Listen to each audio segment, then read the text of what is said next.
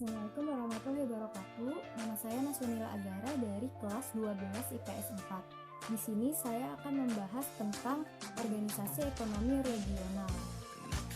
Pertama adalah AFTA, ASEAN Free Trade Area. Apa itu AFTA? AFTA atau biasa dikenal dengan ASEAN Free Trade Area merupakan sebuah bentuk kesepakatan berbagai negara ASEAN dalam membentuk kawasan perdagangan. Nah, di sini Indonesia berperan loh. AFTA dibentuk saat konferensi tingkat tinggi KTT ASEAN ke-5 di Singapura tanggal 28 Januari 1992.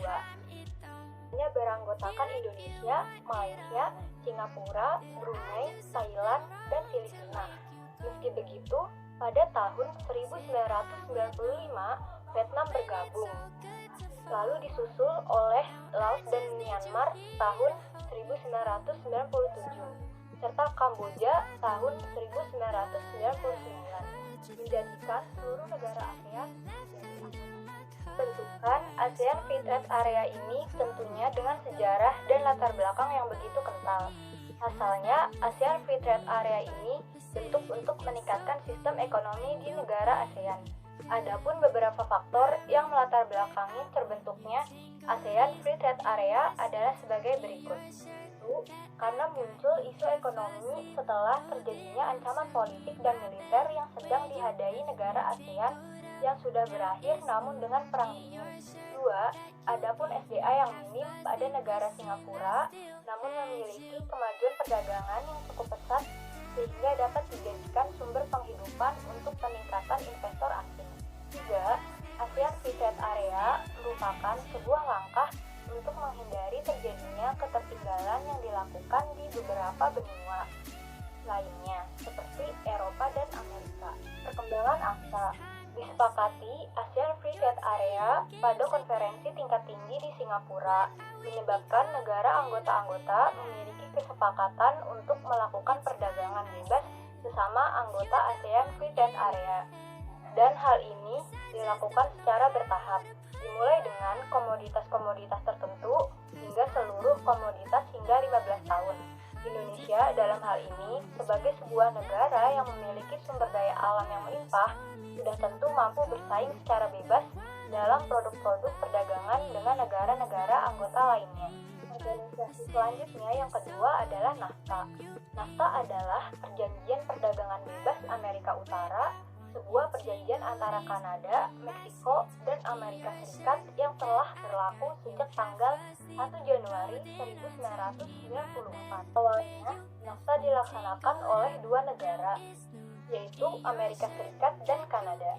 Pendirian NAFTA dilatar belakangi oleh American Summit di Chile pada April 1988 yang membahas tentang peningkatan kerjasama di bidang perdagangan, budaya, perjalanan, hingga cyberspace.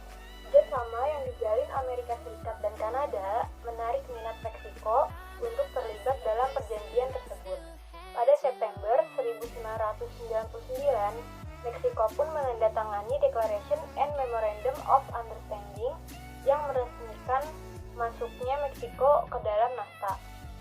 Setelah beberapa bulan mengalami kemacetan dalam perundingan, sekarang sedang muncul beberapa prospek.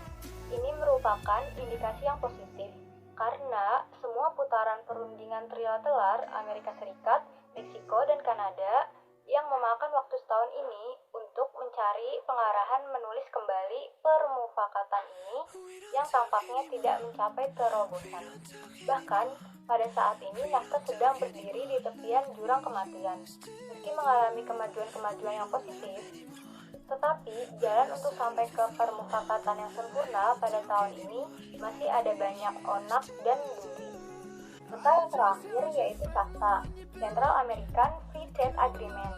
CAFTA merupakan perjanjian perdagangan bebas yang disetujui oleh Amerika Serikat beserta negara-negara Amerika Tengah seperti Costa Rica, El Salvador, Guatemala, Honduras, dan Nicaragua dalam kurun waktu 2003 sampai 2004.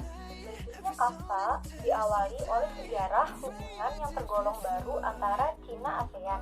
Hubungan Cina dengan negara-negara anggota ASEAN sebagai sebuah grup baru terjalin pada tahun 1994 yang ditandai dengan exchange of letter antara Sekjen ASEAN dengan Perdana Menteri Cina pada tanggal 23 Juli 1994 di Kafta. Dalam perundingan kawasan perdagangan bebas selama 10 tahun lalu, Tiongkok dan ASEAN telah menandatangani persetujuan kerangka kerjasama ekonomi menyeluruh, persetujuan perdagangan barang, persetujuan penyelesaian sengketa, persetujuan perdagangan jasa, dan persetujuan investasi.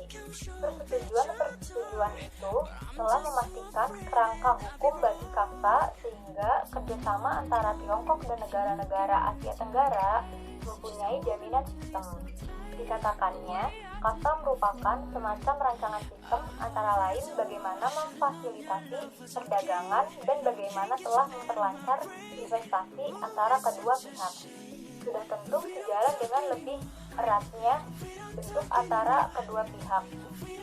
Akan timbul berbagai friksi dan pertikaian. Dan dalam berbagai persetujuan KAFTA telah diatur pasal-pasal bagi